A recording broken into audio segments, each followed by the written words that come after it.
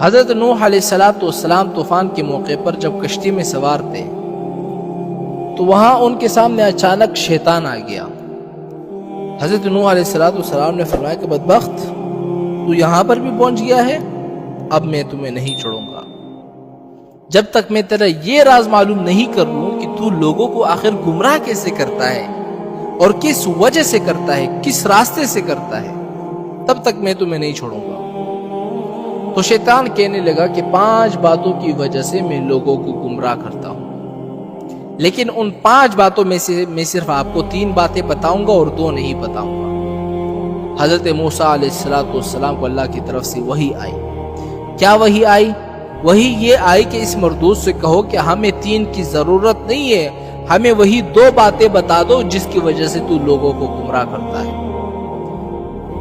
حضرت نوح علیہ السلام نے کہا کہ مجھے ان 3 باتوں کی ضرورت نہیں ہے، مجھے وہ 2 باتیں بتا دو جس کی وجہ سے تو لوگوں کو گمراہ کرتا ہے۔ اب شیطان مجبور ہو گیا اور کہنے لگا کہ وہ 2 باتیں جس کی وجہ سے میں لوگوں کو گمراہ کرتا ہوں میں آپ کو نہیں بتانا چاہتا تھا، لیکن جب آپ نے پوچھا ہے اب سن لیجئے۔ ایک ہے حسد اور ایک ہے حرص۔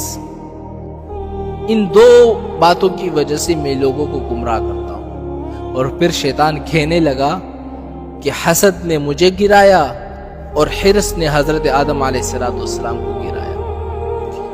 کیسے گرایا؟ اس لیے کہ جب آدم علیہ السلام کو اللہ تعالیٰ نے بنایا اور آدم علیہ السلام کو اللہ تعالیٰ نے علم عطا فرمائی، ان کی شان و شوکت کو فرشتوں کے سامنے ظاہر کر دیا، تو اللہ تعالیٰ نے فرشتوں کو حکم دیا کہ اس کو سجدہ کرو، تو پھر سارے فرشتے سجدے میں گر گئے۔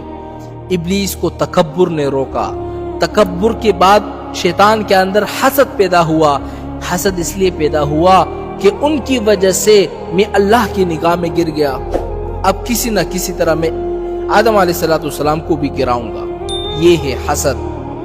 جب کسی کے پاس کوئی مال آپ دیکھو نا، جب کسی کے پاس حسن جمال دیکھو، جب کسی کے پاس عطا و نوال دیکھو، جب کسی کے اندر بڑائی دیکھو، جب کسی کے اندر علم دیکھو، جب کسی کے اندر مال اور دولت کی فراوانی دیکھو، جب کسی کے دل کے اندر یہ خواہش پیدا ہو جائے نا کہ ساری کی ساری چیزیں اس سے چھن جائے، چاہے مجھے ملے یا نہ ملے، اس کے پاس بھی نہ رہے، یہ ہے حسد۔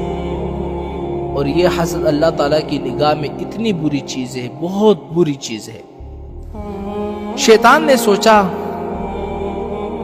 کہ اللہ نے ان کو اتنا اونچا بنا دیا ہے کہ سارے فرشتے ان کو سجدہ کر رہے ہیں، اللہ تعالیٰ نے مجھے گرا دیا سب کے نظروں میں، تو میں آدم علیہ السلام کو بھی گراؤں گا۔ اس کے بعد شیطان جو ہے حسد میں مبتلا ہو گیا اور اس فکر میں لگ گیا کہ میں آدم علیہ السلام کو ذلیل کروں گا۔ یہ ہے حسد جس کی وجہ سے شیطان گمراہ ہو گیا۔ اور آدم علیہ السلام کو اللہ تعالیٰ نے جس درخت سے منع کیا تھا نا کہ اس درخت سے آپ نے نہیں چکنا، تو آدم علیہ السلام نے جا کر اسی سے کھایا تھا۔ اور کیوں کھایا تھا؟ اس لیے کہ شیطان نے قسم کھا کر اس سے کہا تھا کہ میں اللہ کی قسم دیتا ہوں کہ اس درخت سے کھاؤ، بہت بڑا فائدہ ہوگا تمہیں، اور وہ فائدہ یہ ہے کہ تم کبھی بھی نہیں مرو گے، ہمیشہ زندہ رہو گے۔ تو انہوں نے کہا بہت اچھی بات ہے۔ آدم علیہ السلام نے وہ کھا لیے۔ تو آدم علیہ السلام نے حرص میں آ کر وہ کھا لیے۔ اس لیے شیطان نے کہا نا کہ حسد نے مجھے مارا اور حرص نے حضرت آدم علیہ السلام کو گرایا۔